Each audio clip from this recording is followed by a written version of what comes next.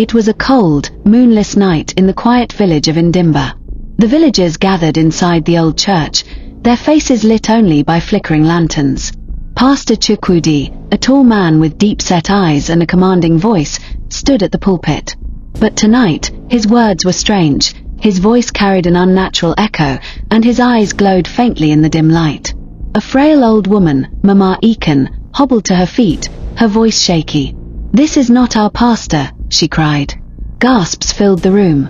The villagers turned to Chukwudi, waiting for his response, but he only smiled, a wide, unnatural grin that stretched too far. Without warning, Pastor Chukwudi let out a deep, guttural growl. His fingers stretched into long, clawed hands, his once human eyes turning pitch black. The villagers screamed as the pastor's face twisted, his mouth widening into a monstrous snarl. Panic erupted. People shoved and stumbled, trying to escape through the narrow church doors. But the doors wouldn't budge. A deep, guttural laughter filled the air. The pastor, no, the beast, was blocking the exit. Then, from the back of the church, a boy no older than 12 stepped forward. Obi, the son of a late hunter, held a wooden crucifix tightly in his trembling hands. "Leave us alone, in the name of the Almighty," he shouted. The beast roared, the sound shaking the very walls of the church. He lunged at Obi, but something stopped him, an unseen force held him back.